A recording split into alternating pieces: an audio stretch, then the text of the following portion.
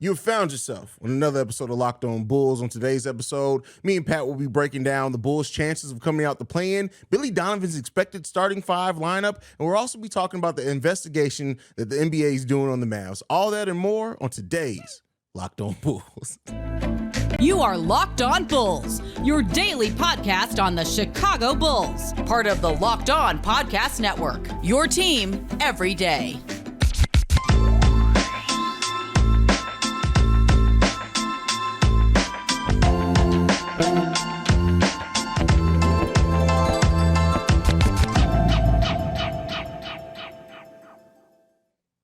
Thank you for tuning in to Locked On Bulls, member of the Locked On Podcast Network, where it's your team every day. Today's episode is brought to you by Game Time. Download the Game Time app, create an account, and use code LOCKEDONNBA for $20 off your first purchase. Last-minute tickets, lowest price, guaranteed. That's Pat the Designer, host and creator of the Windy City Breeze. I'm Haize, host and creator of Chicago Bulls and Chicago Bears Central.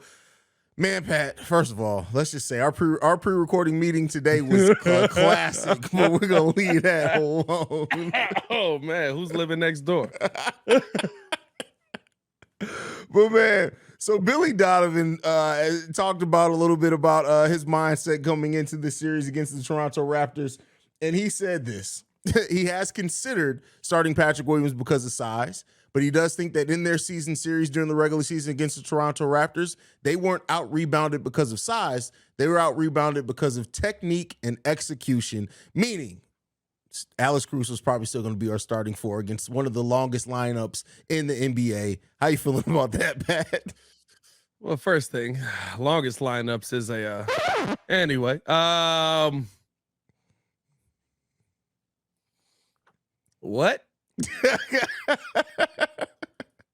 You weren't out rebounded because of size. You were out rebounded because of technique.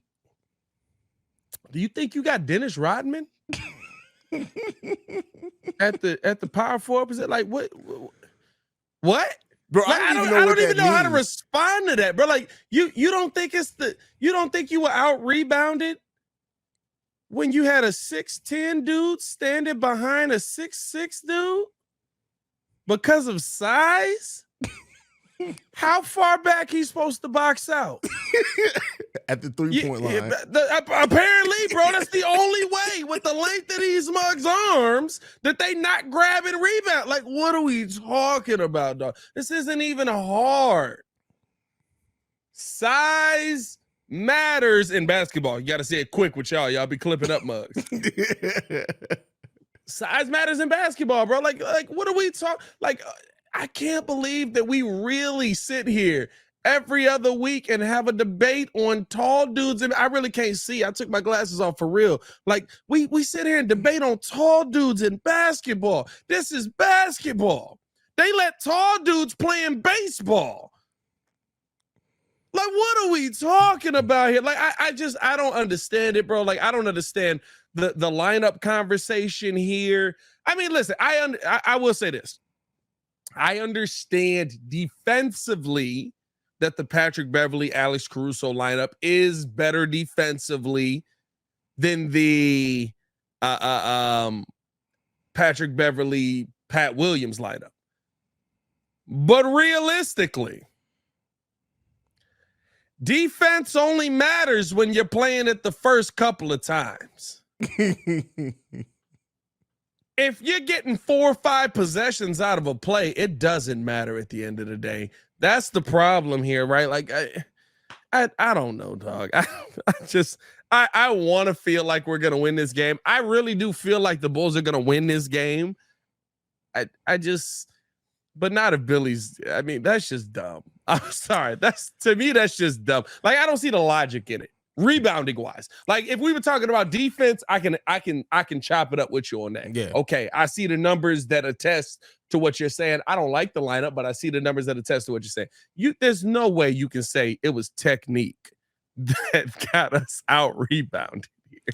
Bro, like when I saw that quote, I was just like, hey man, like Billy, just stop. Stop trying to come up with reasons and excuses of why you start Alex Cruz. Just say, listen, this is my starting lineup. I can respect it more if you just said, this is the lineup. This is what I'm riding with. This is what I feel gives us the best chance to win. That's all you got to say. When you come up with something to say, we did not get out rebounded because of size. We got out rebounded because of technique and execution. What does that even mean?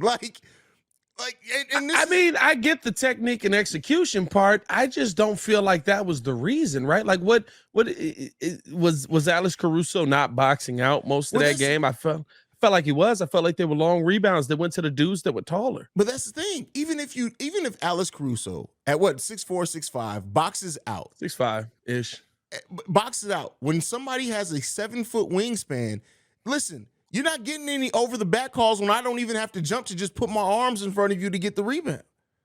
And the problem is, right, it's not just the guy that he's guarding, right? Like, I know we can sit there and be like, oh, well, if he's going up against OG, it's a rebound, right? It's a 50-50 ball. So that means Pascal Siakam's probably cutting to the bucket. That means that Jakob Poeltl's probably cutting to the bucket. That means that Scotty Barnes is probably down low trying to get the rebound. Those are the people that you have to sit there and dictate to. Yeah. I feel like this is is it done? Is this our way of actively tanking? Like, you could have missed the play-in for this, bro. Like, I don't understand it. Now watch, we say that, and then watch somehow in this game, Alex Caruso is gonna have 10 rebounds, and we're gonna be sitting there like, wait a second, what just happened here? The world is upside down. Dogs and cats living together. Oh man, we're to a point where people don't get that. I don't get that reference anymore. They're gonna be like, "What is Haize talking about?" By the way, the Blackhawks just gave up a goal. Come on, man. Anyway, hey, listen. This is the tough part. I'm so far into that season. I'm just like, thank you. Like, shout out. I need 1 and 2. I need that first pick.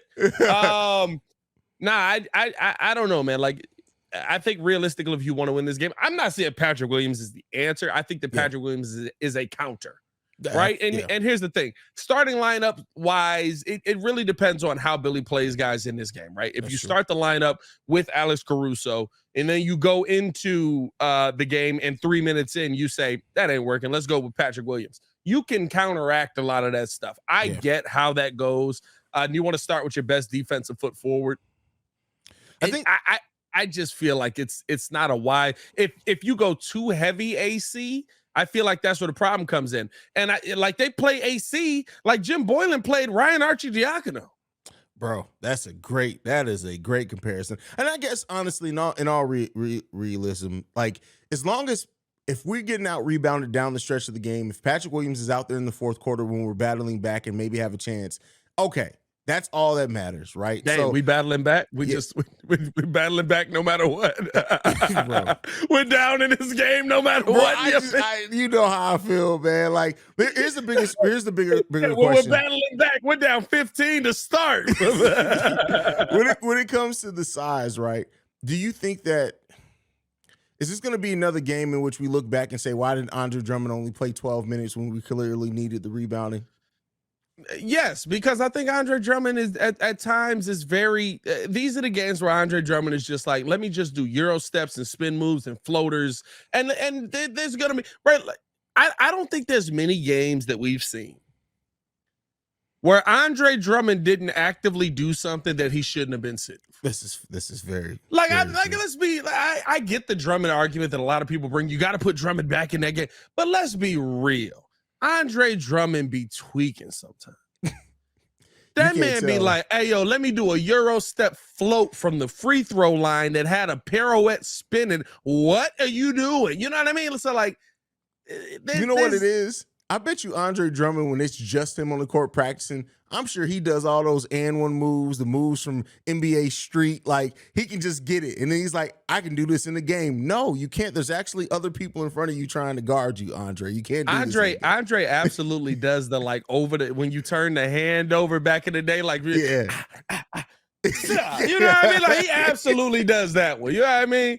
Like when you like snatching out here the hot sauce John, you snatch somebody hat off their head and it snatch back the other way. He absolutely does that move in practice. Nah, do you practice that move? Do you practice? Yes, he does. That's the scary part. I think the thing is, right, like it's like you said, the most important thing in this situation is situationally, which is where we kill Billy Donovan the most. Yeah. I can give you, I mean, like in that last Raptors game, we were in it pretty much till the end. Yeah. The problem came in where we were getting cooked on the boards, and we're sitting there with 2 minutes left, like, hey, maybe don't have in the dude this 6'4". Like maybe. That's all I'm at. Just maybe. Like P. Will didn't even like get up to like stretch his knees or nothing. Yeah. We'll see, man. We'll see what Billy Donovan ends up doing if he adjusts. And, maybe if we started off and if Alex Caruso plays good defensively, but if down the stretch of that game, we need some tough rebounds and some size, let's hope that he does put Patrick Williams in. But before we move into the next topic, which we'll be talking about, Basketball Reference giving the Bulls a 27% chance or 21% chance of making it out the play-in. I want to talk to you guys about Game Time. Buying tickets to your favorite event shouldn't be stressful. Game Time is the fast and easy way to buy tickets for all the sports, music, comedy, and theater events near you. Game Time is the place for last-minute ticket deals. Forget planning months in advance. Game Time has deals on tickets right up to the day of the event. Get exclusive flash deals on tickets for football, basketball, baseball, concerts, comedy, theater, and more. The Game Time guarantee means you'll always get the best price. If you find your tickets in the same section and row for less, Game Time will credit you 110% of the difference. It's the fastest growing ticketing app in the country for a reason. Get images of your seat before you buy so you know exactly what to expect when you arrive. Buy tickets in a matter of seconds, 2 taps, and you're set. Tickets are sent directly to your phone so you never have to dig through an email. Snag the tickets without the stress with Game Time. Download the Game Time app, create an account, and use promo code LOCKEDONNBA for $20 off your first purchase. Terms apply. Again, create an account and redeem code LOCKEDONNBA for $20 off. Download Game Time today. Last minute tickets, lowest price, guaranteed. All right, Pat. So Basketball Reference has a running tally of the percent chance that these teams, all the playing teams, have to make it out the playing tournament. They gave the Bulls 21.7%. The only team lower than them are the OKC Thunder. How are you feeling about those chances, that percentage, that odd? Do you agree with it? Do you disagree? How you feeling, Pat? That's tough.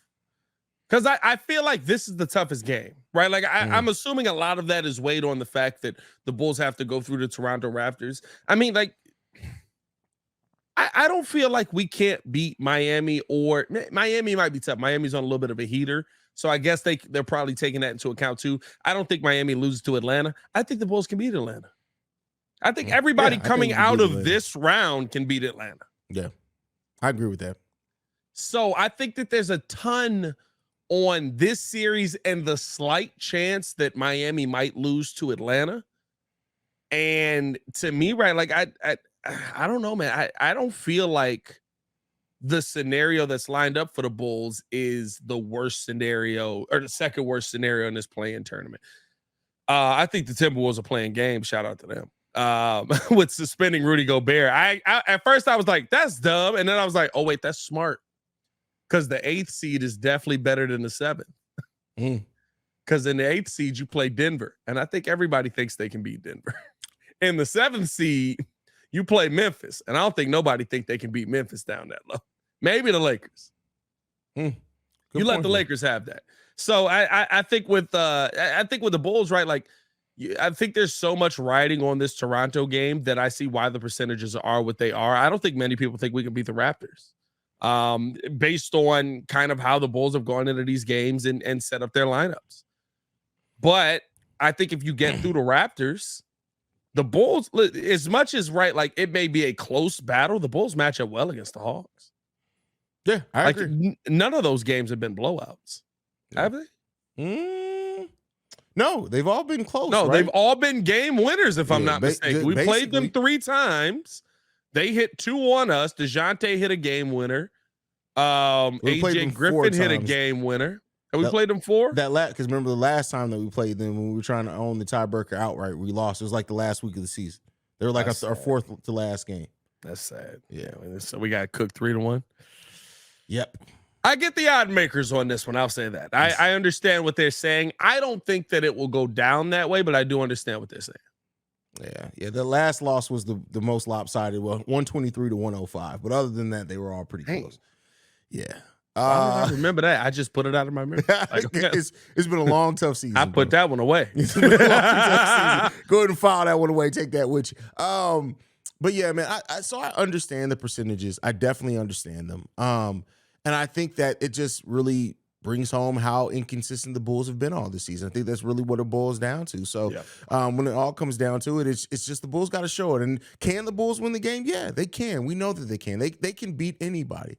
But the biggest thing is like the adjustments. And I do think that, I know we're going to wait to preview the game till tomorrow outright, but the biggest thing that I look at isn't necessarily on the court, right? I mean, of course, that's what it comes down to, but the biggest thing that I'm worried about is Nick Nurse making adjustments quicker than Billy Donovan's going to adjust to what Nick Nurse does. So absolutely, and I think that's the biggest question mark. And I will say this, right? Like, the tough part about it is, like you said, they can beat anybody. We wouldn't be surprised if the Bulls won both these games by 20. Yeah. We wouldn't be surprised if the Bulls won one by 20 and lost one by 20. We wouldn't be surprised if the Bulls lose the first game by 20. It'd be the Bulls season that they literally win the first game against the game that everybody has them pegged to just lose. They come out, win it by 15, and then lose by 23 in the second game. Like, and that is this Bulls team this season. That's the part that's sad. That's the part that's tough, because and that's why I get kind of where the odds makers are coming from with this. I'm not going to say they're completely off base. I don't think that the Bulls are in the worst scenario here. I think that the Atlanta Hawks probably are, and I'd love to know kind of what their numbers are, because there's no way you think, right, like that the Raptors are beating the Bulls and then the Hawks are losing to the Raptors. Yeah. In my mind, I don't think there's any way that I see that playing out that way. But I just, that's tough. That sucks. 21% sucks, stuff. Hey, listen, this is the season that we've had, bro, and because we can't refute it. Yeah, I mean, because it makes sense. You got to judge by what you see. We could talk about potential all day long, but really, when you look at it, like, not only are the Toronto Raptors a more tested playoff team, right? They still have pieces on there that went on a championship run. They have a coach that makes that adjusts. But Nick Nurse and Billy Donovan, I wouldn't say there's a large difference between them as the level of coach, but it is Nick Nurse's ability to make adjustments that is the difference there. I think Nick Nurse is a good coach. Oh yeah, but I've said it before, I don't think Billy Donovan's a bad. I think Billy Donovan's bad for this team, but I mean, don't get me wrong. If the Bulls had a chance, if it was Nick Nurse or Billy Donovan, I'm choosing Nick Nurse every single time. Nick Nurse. So Nick Nurse. But Nick Nurse and what he's able to do defensively and adjusting, I think they have. This is what the thing. I think Nick Nurse and Billy Donovan have similar offensive struggles at times, but the difference is Nick Nurse, his defensive scheme is on a different level at times. I think a lot of Nick Nurse's game plan was based on Scotty Barnes being better. It's agreed. I think a big chunk of Nick Nurse's game plan was based on so you're not going to develop the season? Oh, okay. You know what I mean? Like, I think he came into this season with a lot of Scotty Barnes plays drawn up, and Scotty just be missing them joints. I don't know what made this just come to me. I know Easter just passed. Please tell me you saw the Jesus Spice meme that was going around.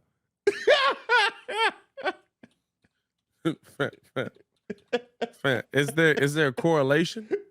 Well, it was him coming out of the tomb, and he said, "Oh, you thought you was killing me?" with the Ice Spice afro on his head.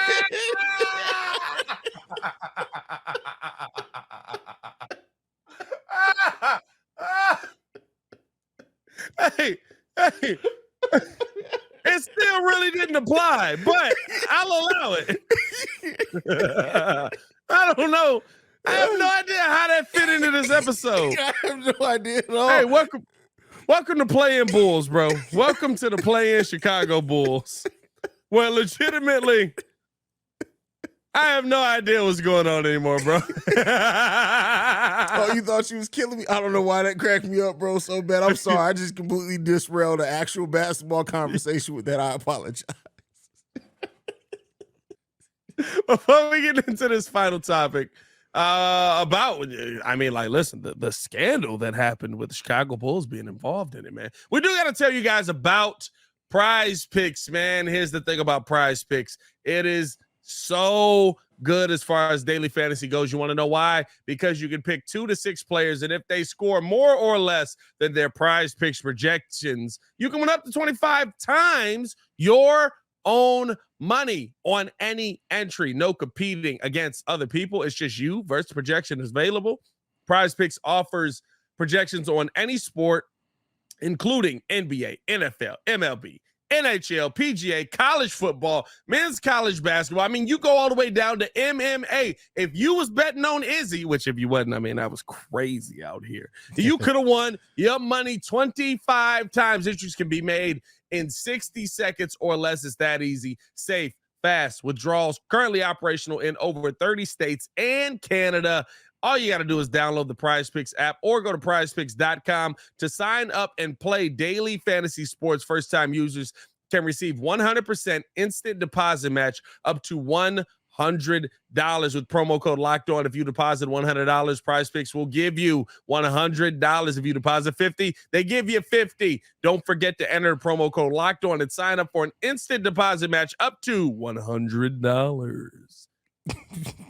Why'd you go full game show host at the end there? I don't know, man. We've been on a revolving game show on this episode. I feel you. It's been a very interesting episode.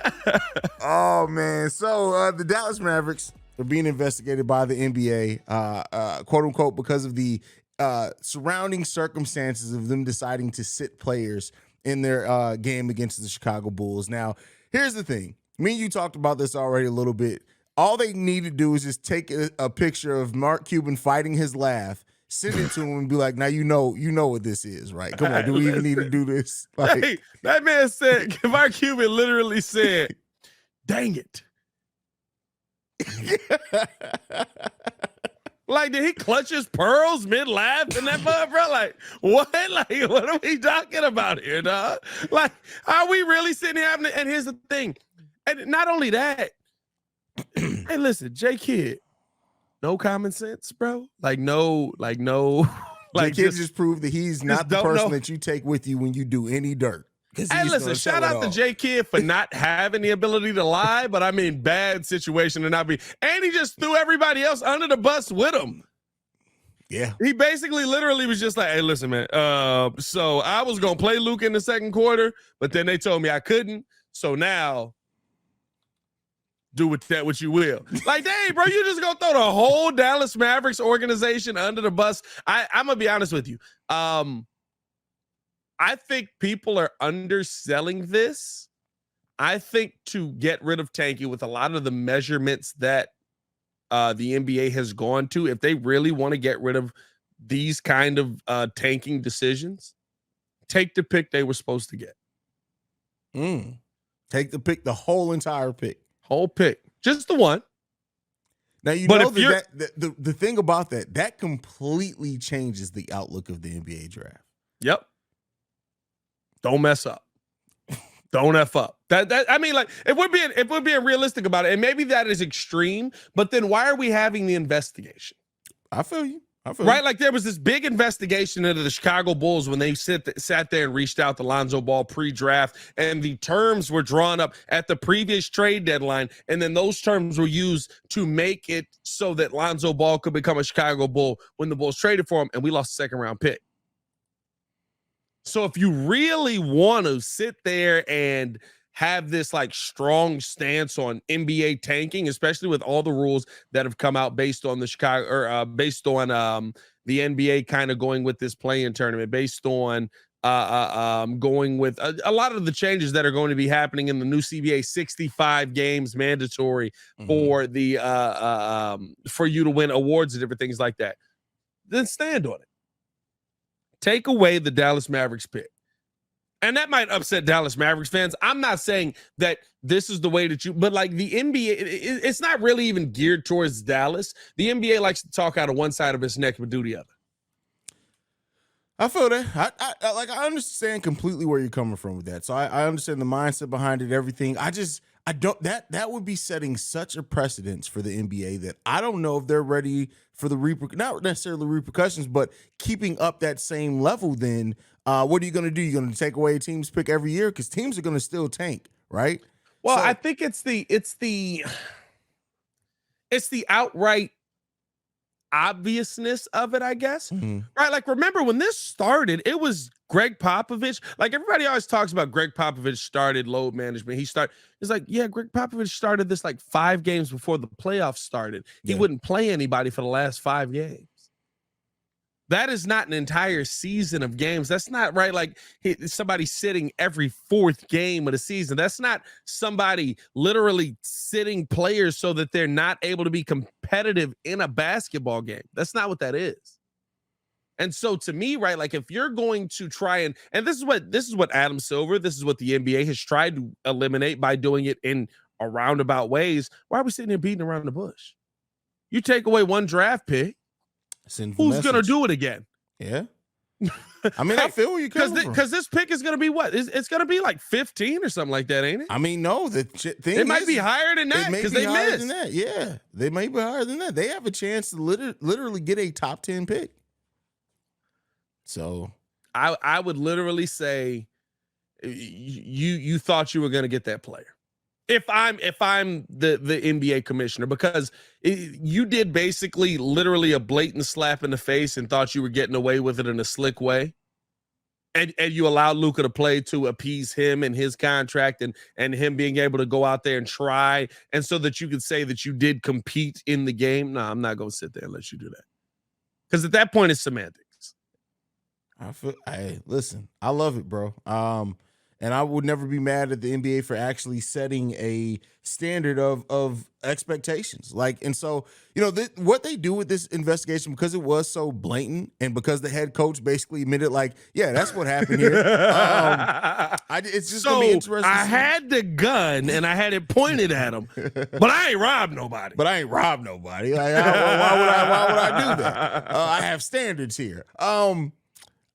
Hey, bro, I guess it just boils down to we'll see. Here's the thing. Because they are probably losing Kyrie Irving. I think we all know that that's a high probability here for this Dallas Mavericks team. If they don't also get this top 10 pick, what do you think that means for Luka's already said he's committed, but things need to change. How do you feel about it? You think that's legitimate, or you think in 2 years or so we're talking about Luka Doncic wanting out of Dallas? I think that's the reason why Dallas could be a martyr, because I don't think the NBA really cares that much about the Dallas Mavericks. I don't think the NBA really cares that much if the Dallas Mavericks organization doesn't have a good team for 4 or 5 years. I really think that's why you might be able to see something in this situation, because we know the NBA cares about their big market teams. The NBA loves the fact that the Bulls are in the play-in. They would love them in the playoffs. They love the fact that the Bulls are in the play-in. They love that the Knicks are playing Cleveland in the playoffs right now, right? Like, they love that your big market teams are back in the playoffs in some kind of capacity. They would like more, but they're taking what they can get right now. I think the Dallas Mavericks missing the play-in tournament right now doesn't hurt anything. So to me, right, like, I think that if Luka did leave, where's he going? He's not going to go to Denver. He's not going to go, like, he's going to go to a major city. They would love that. They would love to be, because I don't think, I'm going to be honest with you. And I ask you this, while Luka's in Dallas, can you market him as the best player in the NBA? Not at the level. He would have to be so head and shoulders above everybody else in the NBA. Giannis. Yeah. He would have to become Giannis. Yeah. I agree with that. And I just don't think that I think he's I think he's an amazing player. I think that right now he's a top 5 player in the NBA, probably. You could argue that 100%. And still on a night in, night out basis, we don't see Dallas Mavericks basketball on TV. No one cares. No one wants to go out there and just, all right, like, Giannis is so above everybody else, and it's literally to the point where it's just like, dog, like, he's the most dominant player we've seen since Shaq. So that's why he's on TV all the time. Plus, he's already got the championship ring. Remember, pre-championship ring, we didn't see Giannis on TV all the time. That's a good point. I guess we'll see, bro. I guess we'll see. So I think for me, right, like, if you can't market him as the best player in the league, the NBA would love to see him leave. They would love to see him be if they want to see their big market teams do good, send Wemby to the Chicago Bulls. How about that? Make sure. Hey, listen, I'd take what I can get. If you guys want to fudge, I'll take a Scoot Henderson. If y'all want to fudge, if you want to fudge another draft, yeah, I mean, listen, we know Derrick Rose. He's supposed to be in Miami, but we'll never hate you for it. Anyway, follow us on everything at Locked On Bulls. You can follow me. I love that the general consensus among most Bulls fans is just like, he wasn't supposed to be here. Yeah. You can follow me on everything at Pat the Designer. You guys can follow me at CEO Haize. That's CEO Haize. And thank you as always for making Locked On Bulls your first listen every day, even when we're being crazy and going through this playing content. 21%, bro.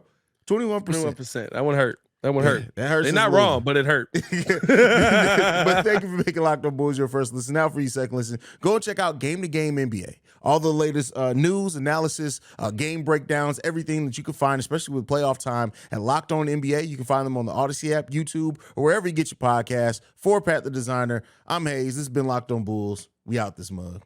Peace, y'all. Peace.